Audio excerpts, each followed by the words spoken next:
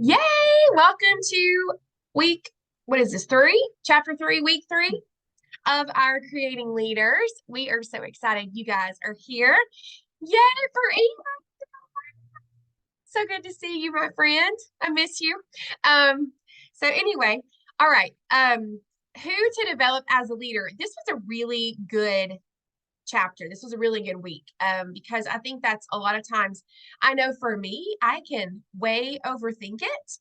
And leaders are created, not found. And that's the thing, like if you look in life, very few people actually have like that innate gift of leadership. I mean, there are those people, right? Like clearly, I don't know why, but I don't even know. William Wallace, he was real, right? Like, what movie was that? Victory. I have no idea why he just came to my mind. But I mean, like, he was a born leader, clearly, right? He led I don't even know what he did, but I don't know why. Okay. Anyway, I need to take some Vital Biome. Chill pill. But very few people are natural leaders. But the good news for us is that they can be created. So I'm sure I never would have thought of myself as a leader, never would have imagined leadership as anything for me, but here we are, and I have really poured myself into leadership.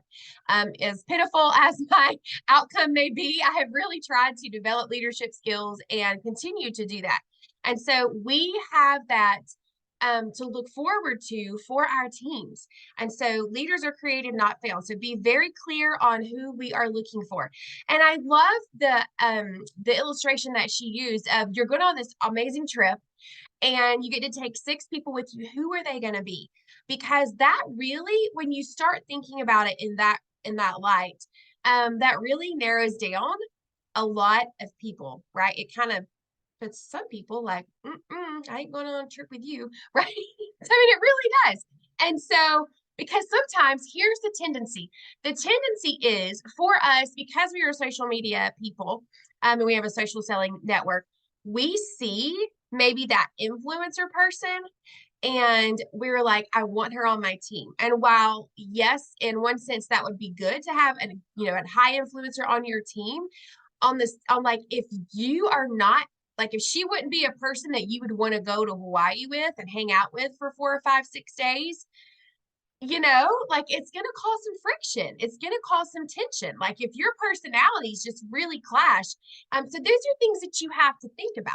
And these are things that you have to, like, when you're setting your expectations or when you're actually disappointed, right? If you're disappointed in where you are, maybe just look at the reality of, you know what? I look at my team and oh my gosh, like I have no need for disappointment because we have the best of the best of the best people on our team. Like look at your team in that regard versus like what I don't have. Look at what you do have. So, okay. So did y'all find that exercise like really helpful? Does anybody want to talk about that exercise of like picking people and then the qualities that they have? Anybody want to share?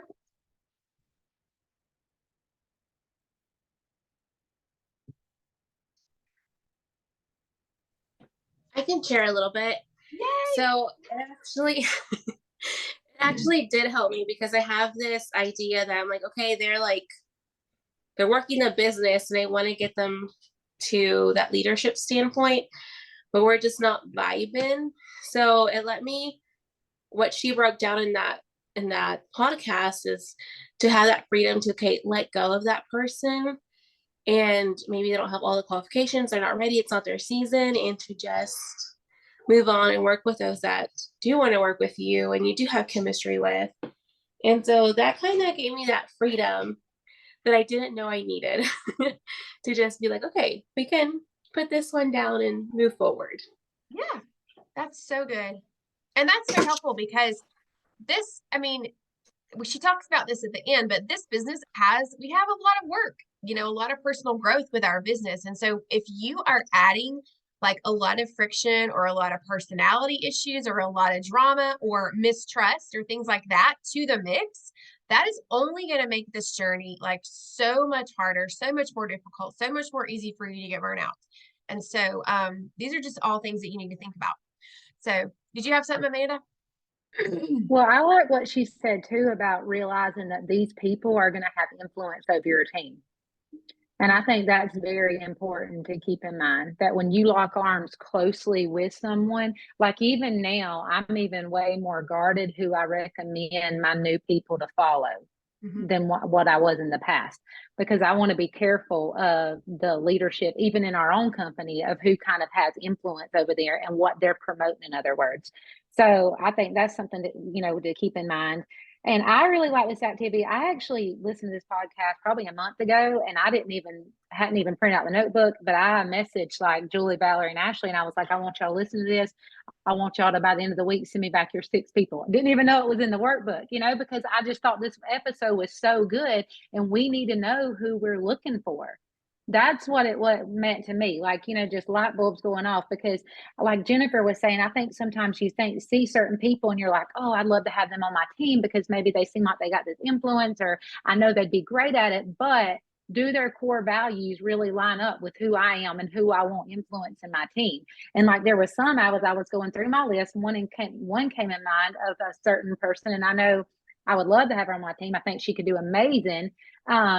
And she's a current customer and been a customer for a long time, but I know kind of how she lives her life would kind of be a little bit in conflict with how I live mine. You know what I'm saying? And a lot of our team does. So even though I still put her name on her, I used her on the second set of 6.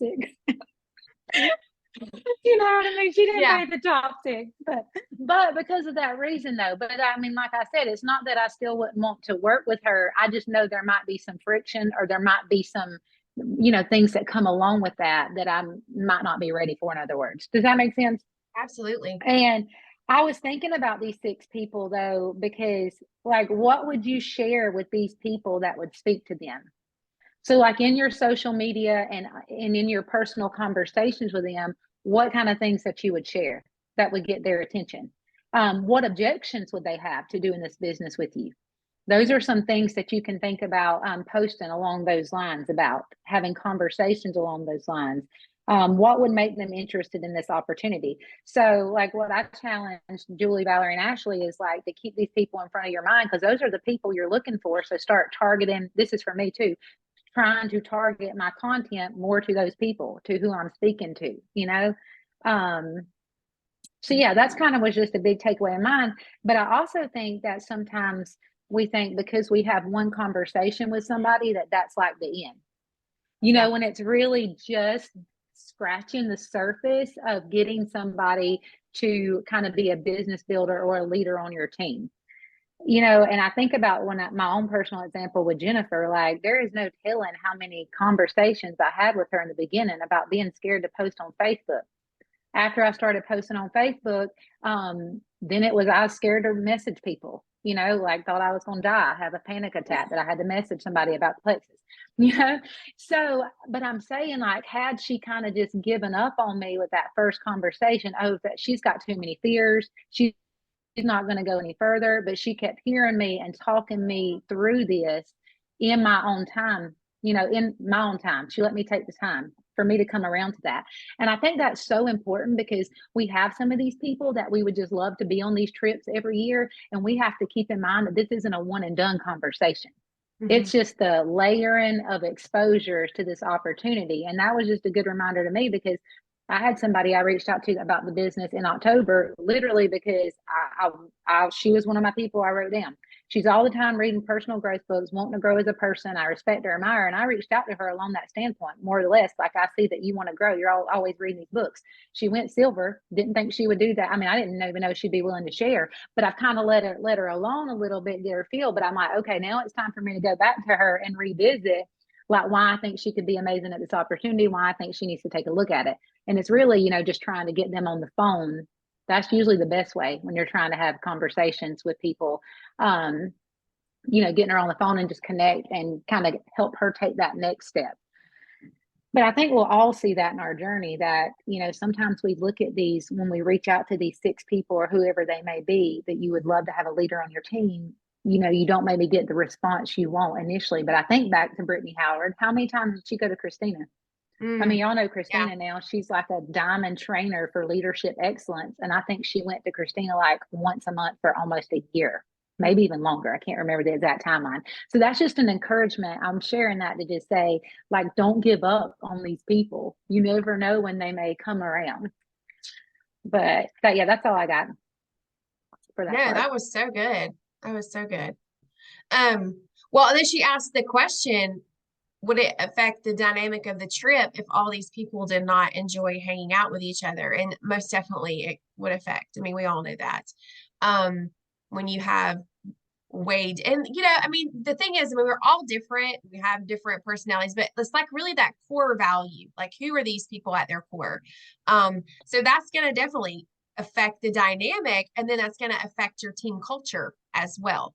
I know I can think of some teams that always, like, there always seems to be so much drama with their teams, and I'm just like, wow, like, thank you, Lord, that we don't have all this crazy drama on our team, because I'm just so glad. I'm so grateful for the culture that we have here in Dream Team. And that is really important for you to envision, like, what kind of culture do you want for your team?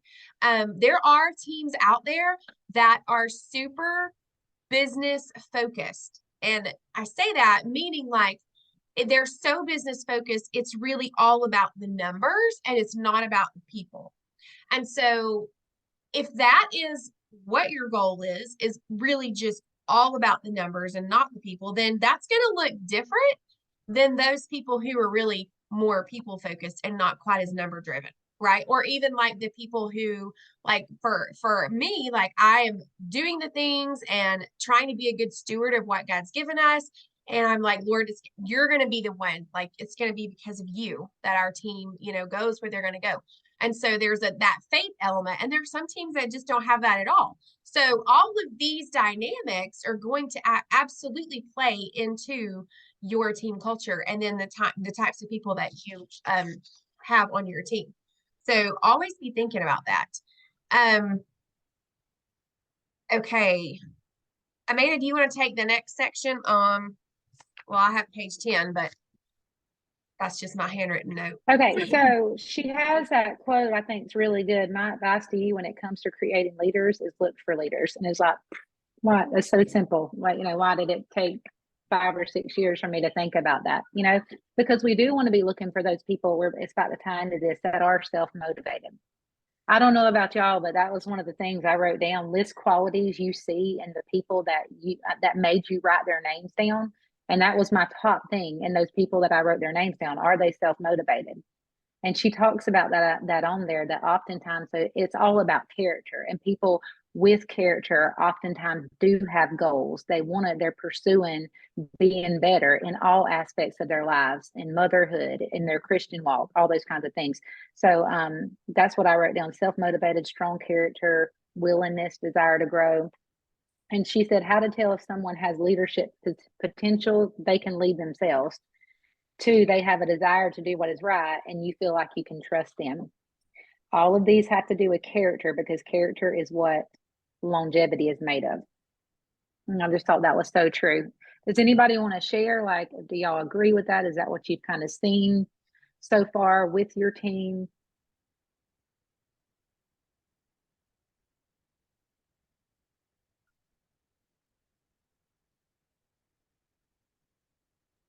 It's definitely easier when your team is self-motivated. You know what I'm saying?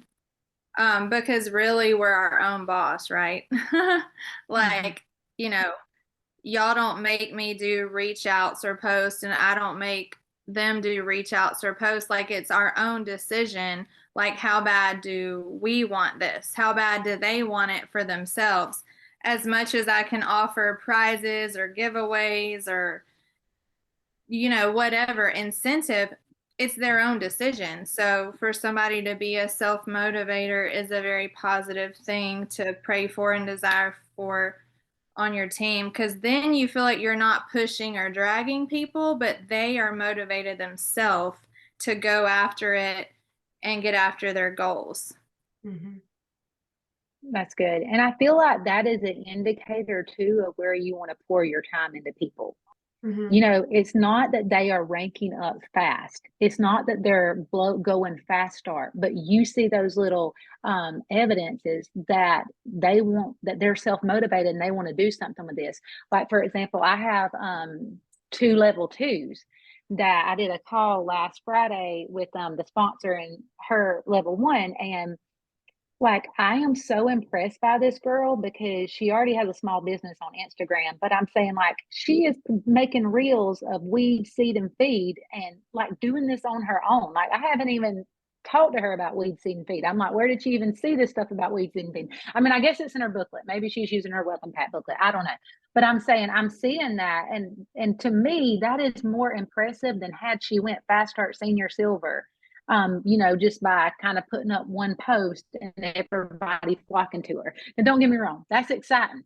If that happens, we're going to be like, "Woo, yeah, I'm so excited about that." I mean, I'm not turning that away. But I'm saying is what impresses me when I see people show up with that motivation, and I know that she's went and done something on her own without somebody having to spoon feed her. So that kind of lets me know, hey, I'm going to be giving her my time and my attention. And I'm going to be sending her some things along and along because, like, she probably got what it takes. You know, got that growth mindset. So I love that, Brandy.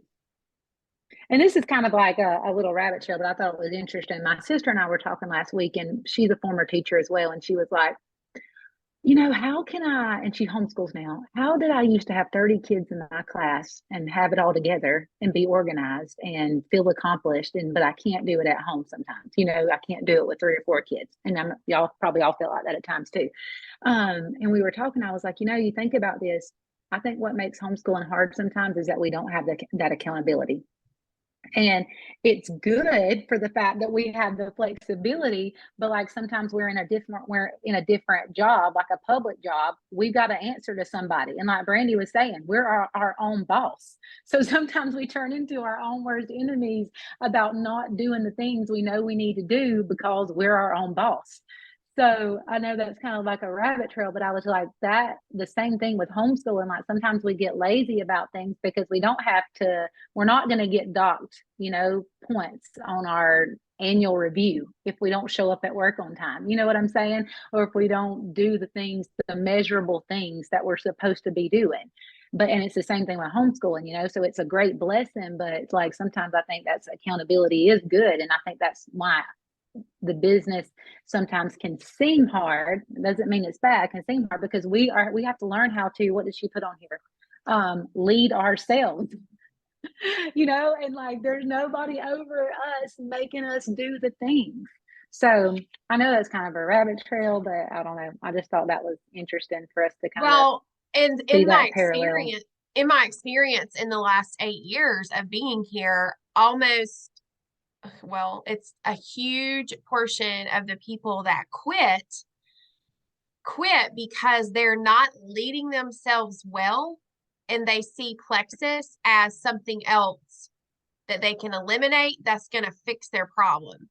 Does that make? And so instead of actually leading themselves well in their everyday life and figuring out how to do Plexus, and I'm not saying it's for everyone, but I do feel like there have been people that have quit that have definitely should have, you know, in my opinion, stayed with it. And then I can speak from that as well. Like, I wanted to quit, I wanted to walk away, and it's because there's so much frustration in other areas of my life. And so I'm like, well, if I just didn't have Plexus, it would be better. But in reality, that's a lie. And I can look at that and say, well, that's a lie, because I would still, you know, struggle with this and I would still struggle with that. Like, you know, it's not adding to my problems really. And so it's imperative that we learn to lead ourselves well. And I will say that the skills, the leadership, the mind work, all of the things that I have learned that have helped me with Plexus, those have transferred into my life and helped me to improve in my life. So the things I've learned in Plexus, I've applied them to life, and they've helped me to lead my life better in other areas. Does that make sense? So it's like, it's been a huge benefit, but we have to be willing to do that. We have to be willing to keep pushing, keep growing, to be okay with maybe not having the business where we want it to be okay with maybe the points are not where they want them, we want them to be good, the ads or whatever, but to know the end game, like to know I'm eventually going to get to where I want to go if I just keep doing the things, and then transferring all the knowledge and all the things that we're learning in Plexus to our lives, right? And trying to make our lives better. So anyway, I hope that made sense. But yeah, no, that was good. okay. I think that was mostly it as far as our note pages go. Does anybody else have anything to add?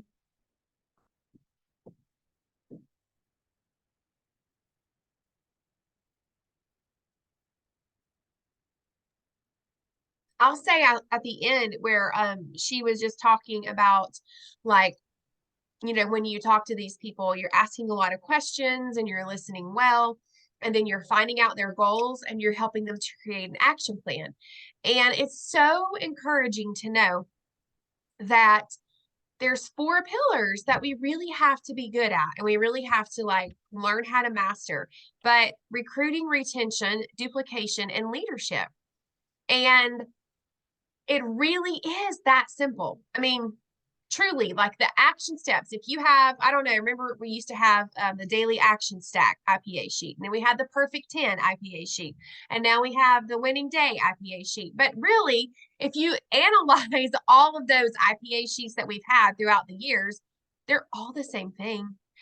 Posting on social media, reaching out to people, following up with people, inviting people to events, following up some more. And so and then helping those people go silver and helping those people help their people. So you guys, it's so encouraging to know that at the end of the day, no matter if you're silver, if you're senior gold, if you're senior ruby, or if you're sapphire, that the steps are the same. The steps are the same. And I just absolutely, when I heard her talking about that again, it just was so encouraging to me to know that those 4 pillars are where it's at. And that's what we can put our focus on and be successful.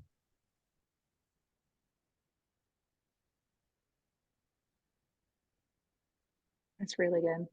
I don't have my book in front of me, but I finished that Atomic Habits. If y'all haven't read that, it's one of the best books I've read. I mean, I was telling somebody it didn't necessarily have like the spiritual influence that I like in a lot of books, but as far as just being a straight up practical book with ideas to implement habits and the importance of them, it was really, really good.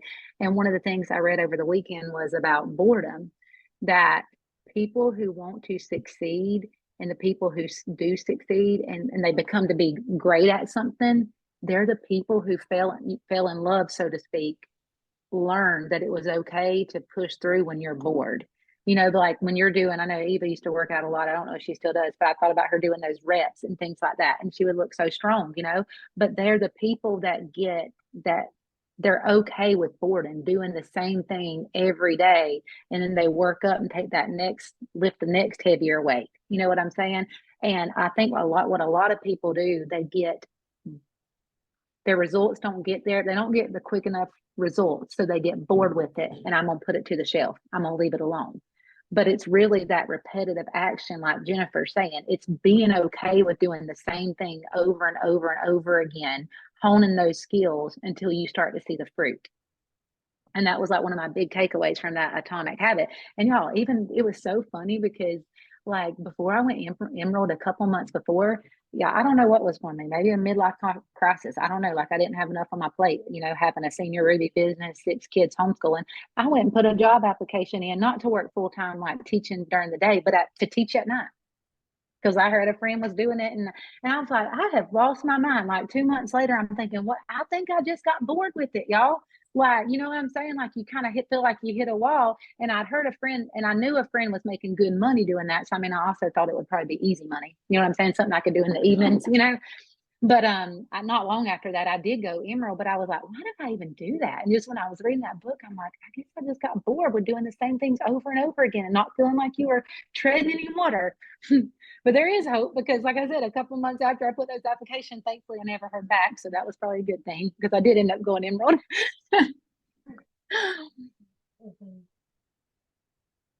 But anyways, that's all I've got. Let's see, what time is it? Oh, we're right at 3. Yeah. So if anybody doesn't have anything else, we'll get to next week's how to create leaders. Mm-hmm. Got some good questions for next week. So Oh, and just a side note, if y'all have not listened to her most recent podcast, it was the one that just dropped, I think, last week on 3 negative mindsets or 3 things to stop thinking. It is so good. And it's like 20 minutes or something. Very, very good. I was like, oh, I have thought a lot of these. But yeah, y'all listen to that one if y'all get a chance.